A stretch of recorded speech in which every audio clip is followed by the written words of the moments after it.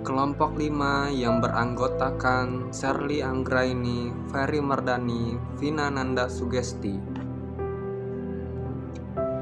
Bismillahirrahmanirrahim. Assalamualaikum warahmatullahi wabarakatuh. Alhamdulillah, segala puji bagi Allah Subhanahu wa Ta'ala yang telah melimpahkan rahmat beserta karunia-Nya untuk kita semua, sehingga saat ini kita masih terjaga dalam nikmat Islam, iman, dan nikmat kesehatan lahir dan batin. Dan tentu ada satu nikmat lagi yang seharusnya kita syukuri, yaitu nikmat sahabat yang soleh, yang senantiasa mengajak dalam kebaikan dan menegur saat jiwa lalai. Salawat dan salam yang paling indah tercurah untuk baginda Nabi Agung Muhammad SAW. Sebelum saya mengucapkan terima kasih atas kepercayaan pada kali ini, perkenalkan, nama saya Ferry Mardani. Saya berdoa kepada Allah agar ilmu yang saya berikan bisa jadi ilmu yang berkah dan bermanfaat. Kawan-kawanku yang semoga dirahmati Allah, sesuai tema yang telah tertulis indah dalam pamflet, yaitu tentang nasib dan maksud. Saya akan mengawali dengan mengutip kalimat Presiden Insinyur Soekarno yang berbunyi, "Bawakan aku 10 orang tua, maka akan aku cabut Semeru dari akarnya. Bawakan aku 10 pemuda, maka akan kuguncangkan dunia." Begitulah ucap sang proklamator kemerdekaan bangsa Indonesia.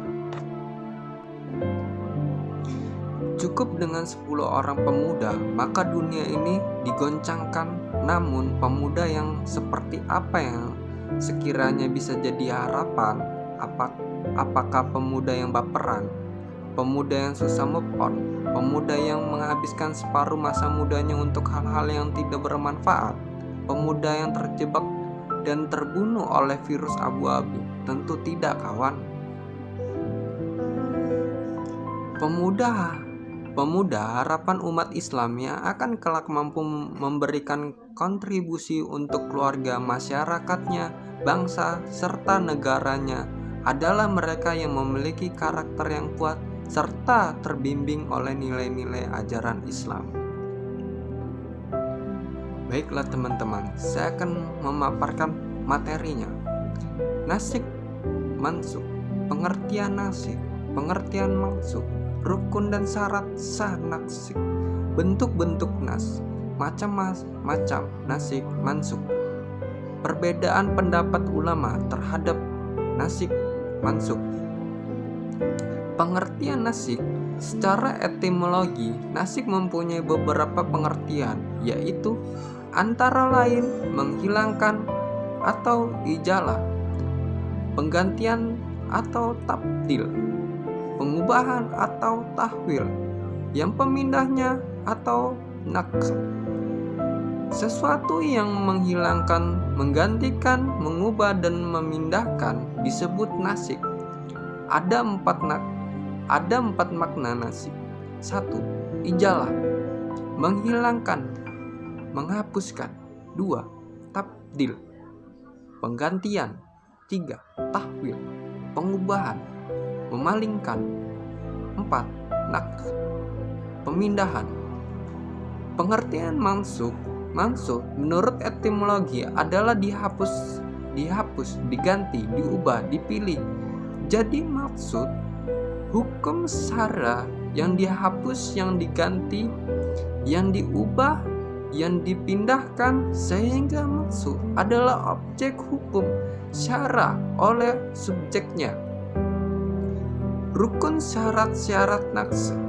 Rukun nasab adalah pernyataan yang menunjukkan adanya pembantalan hukum yang telah ada. Nasik yaitu dalil kemudian yang menghapuskan hukum yang telah ada. Mansuk yaitu hukum yang dibantalkan, dihapuskan, atau dipindahkan.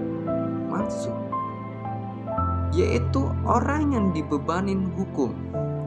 Syarat-syarat naqs Hukum yang dimaksudkan adalah hukum syara, hukum yang terkandung pada nasik bertentangan dengan hukum yang terkandung dalam nas al-mansukh. Dalil yang dinasakan meski muncul di awal dari dalil yang menaskan tidak boleh dibalikkan. Dalil penghapusan hukum tersebut adalah kitab syar'i yang datang lebih kemudian dari kitab yang hukumnya mansukh. Hukum yang dinaskan tidak terbatas pada waktu tertentu, tetapi meski berlaku di sepanjang masa, kitab yang maksud hukumnya tidak terikat dibatasi dengan waktu tertentu. Hukum yang dinaskan itu mestilah hal-hal yang menyangkut dengan perintah, larangan, dan hukuman. Hukum yang terkandung dalam nas al-mansukh telah ditetapkan sebelum munculnya an-naskh. Status nasi meski sama dengan naks al-muks, maka naks yang jahil urut tidak bisa menasahkan naks yang takil dan urut. Ada 3 bentuk nas dan segi bacaan yang hukumnya menurut para ulama. Ayat yang dinaskan, tilawah, dan hukumnya. Ayat yang dinaskan hukumnya tetapi tilawahnya tetap. Ayat yang tidak dinaskan tilawahnya tapi hukumnya tetap. Lalu macam-macam nas Al-Quran dengan Al-Quran, nas Al-Quran dengan sunnah, nas sunnah dengan Al-Quran, nas sunnah dengan sunnah. Perbedaan pendapat ulama menerima diperkuat dengan ayat Al-Qarat 13:39 yang artinya Allah menghapuskan apa yang Dia hendaki dan menetapkan apa yang dikehendaki, dan di sisinya terdapat umul kipta lau mafhum, yang artinya apabila kami letakkan suatu yang ayat ditetapkan ayat lainnya sebagai pengganti, padahal Allah telah mengetahui apa yang telah diturunkannya. Mereka berkata, sesungguhnya kamu adalah orang yang mengada-ngada saja, bahkan kebanyakan mereka tidak mengetahui. Perlu kita ketahui kawan-kawan, apalagi kita hidup di zaman milenial. Menurut seorang peneliti, generasi milenial adalah mereka yang lahir pada tahun 1980 sampai tahun 2000. Generasi ini hidup pada zaman membabi butanya teknologi. Generasi ini juga cenderung sering merasa khawatir arus informasi yang tidak bisa dibendung, ukuran materialistik yang semakin menjadi-jadi, munculnya generasi gaming dan TikTok. Jika hal ini tidak diimbangi dengan penguatan nilai-nilai Islam, maka akan dapat merusak generasi rabni. Kawan-kawanku yang semoga dirahmati Allah, hari ini kita benar-benar melihat banyaknya sekali penyakit pemuda masa kini, di mana penyakit-penyakit akan dapat merusak kesehatan mental, menyebabkan depresi dan rusaknya karakter. Maka dari itu, jangan mengajak kawan-kawan untuk kembali menguatkan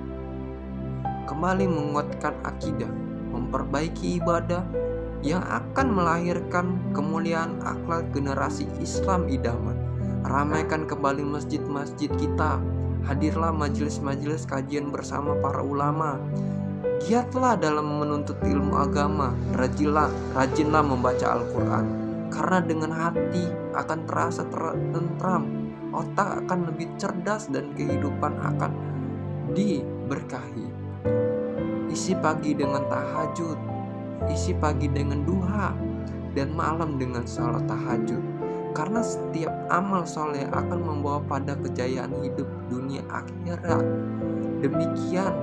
Demikianlah yang saya dapat sampaikan. Saya berharap kita akan menjadi pengurus generasi Islam idaman. Baiklah teman-teman, mungkin itu saja yang bisa saya sampaikan. Mudah-mudahan dapat dipahami. Saya Ferry Mardani, mewakili kelompok 5, mengucapkan banyak terima kasih untuk semuanya. Apabila ada kesalahan kata, saya mohon maaf. Kepada Allah Subhanahu wa Ta'ala saya mohon ampun. Wassalamualaikum warahmatullahi wabarakatuh.